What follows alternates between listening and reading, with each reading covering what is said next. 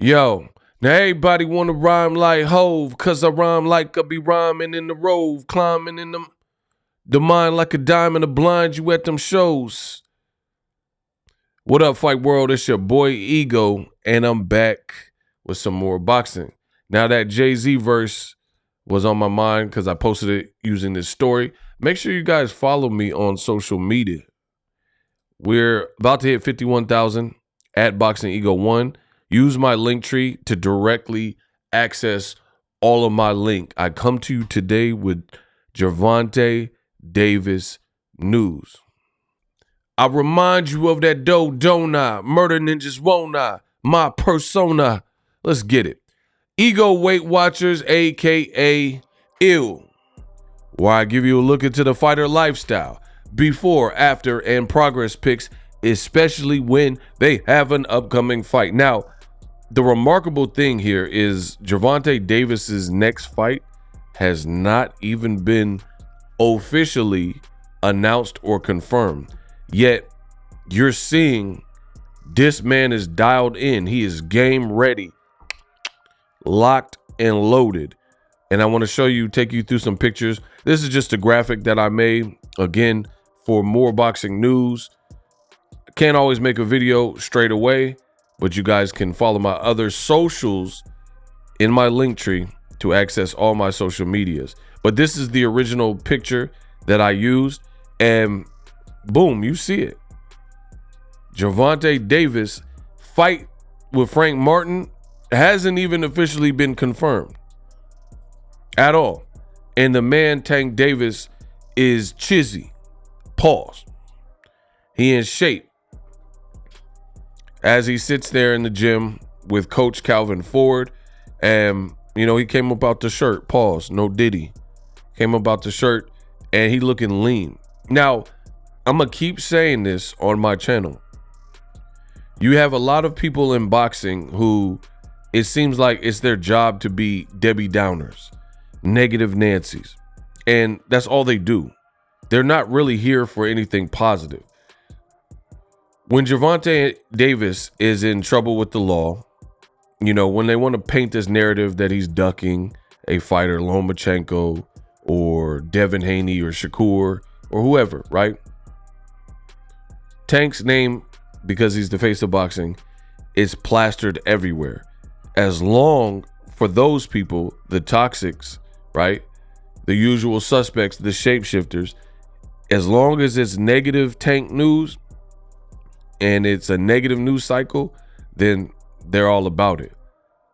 I specifically remember back in the day, Tank, it didn't, like when he was younger, when he first, like let's say when fame was newish to him, it did not look like Tank was all the way maintaining his weight in his off season. In fact, there's a couple fights, even some fights that I covered, where he had to weigh in twice, like the Gamboa fight, or the other fight I covered, Mayweather-McGregor undercard, where he fought Fonseca, and then I believe he missed weight, things like that.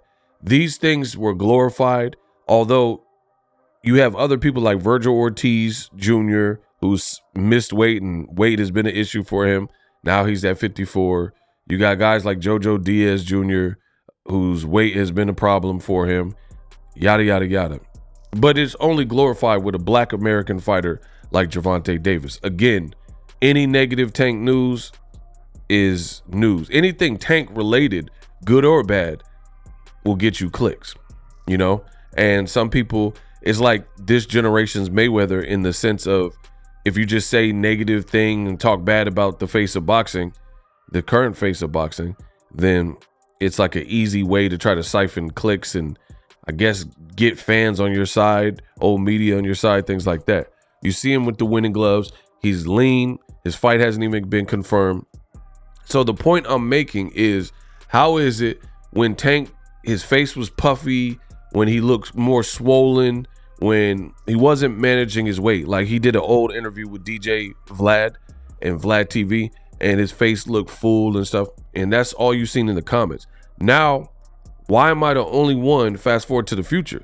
Like if Tank gets it wrong, I cover it. If Tank gets it right, I cover it. That's the point I'm making.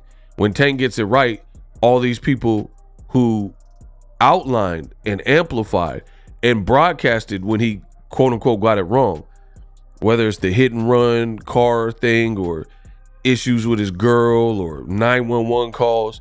They'll let you know about that. No problem.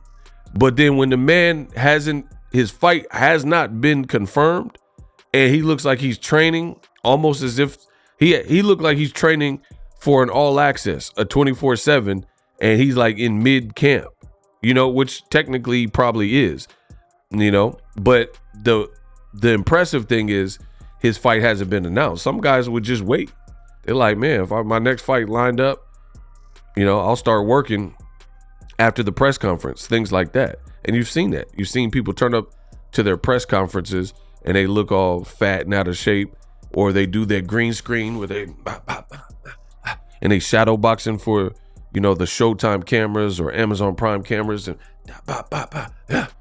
and they come up out the shirt for that green screen, in behind the scenes for the promotional trailers and stuff, and they don't look in fight ready shape. Tank looks fight ready. Like, he looks like he can make weight for sure. Like, we've seen different levels of, I guess, Tank's weight.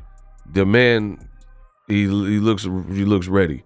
And for me, it's not a surprise because it's pretty much been this way for Tank for several camps now. Like, since he's been on pay-per-view, really, like Leo Santa Cruz, he something clicked. Maybe having more kids, or just realizing the responsibility that he has to boxing and to his family, and buying blocks and stuff. I don't know what turned over, but the man has definitely been focused.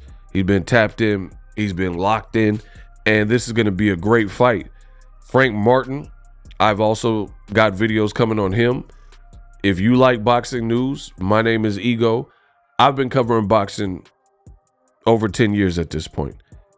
I'm truly the best in the business, and it's not even close. I give you raw, uncut, uncensored, real boxing content. I'm not making up news and out here, trying to overly clickbait y'all for easy clicks. And then, you click on the video because of the thumbnail and title, and it don't be nothing about the actual content or, poor sources. I try to give you guys reliable, accurate information. So I'm loving what I'm seeing from Tank Davis as a whole. He's super low. All these other fighters, Ryan Garcia, this man, he got money making Mitch. That watch look crazy.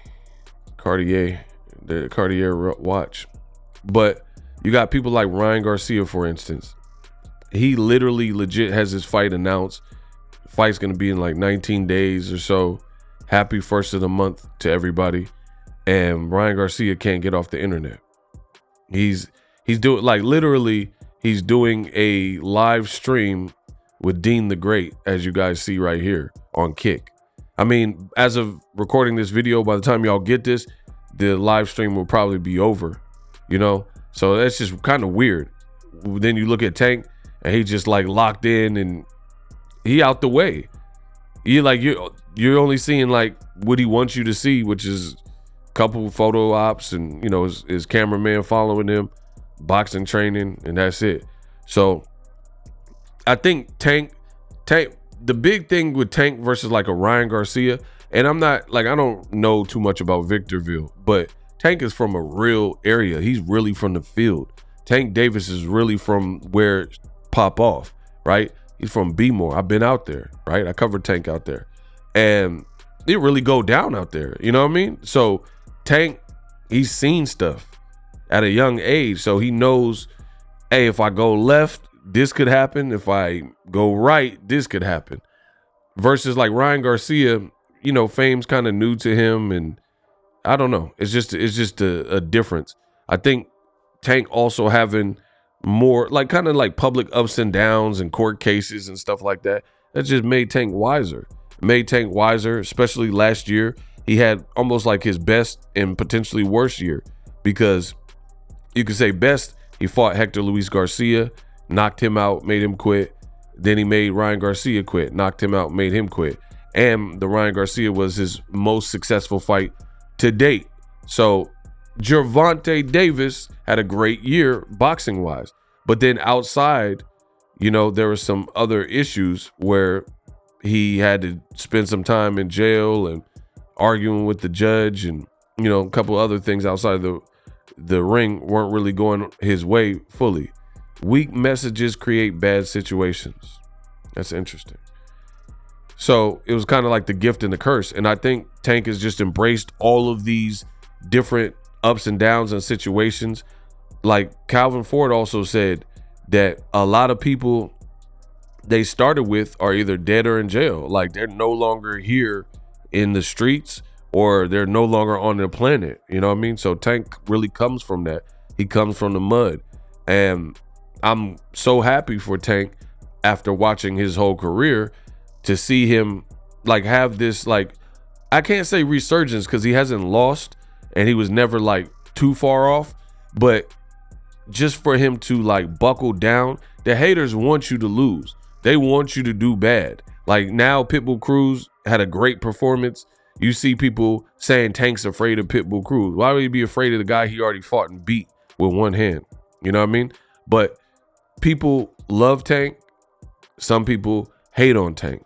And that's just the nature of the beast. So I like seeing this locked in, focused Tank, because boxing, you only got so much of a window to get in, get out, make the money you're going to make the legacy you're going to make. Use that. You know, you can uck off your money and, you know what I mean, do different things after that, but use this time wisely. And it's looking like Tank is really getting it. He looks great in these photos. He looked like he not playing no games with Frank Martin. He looks in shape. So I'm happy this is going to be another good year. And the other thing is Amazon Prime was fire and they offer replay. I watched that Tim Tszyu Fundora card. Amazing card. Amazing card. The Rolly versus Pitbull highlight reel beat Mr. Beast. And if you guys want me to make a separate video about that subject, type Mr. Beast in the comment section.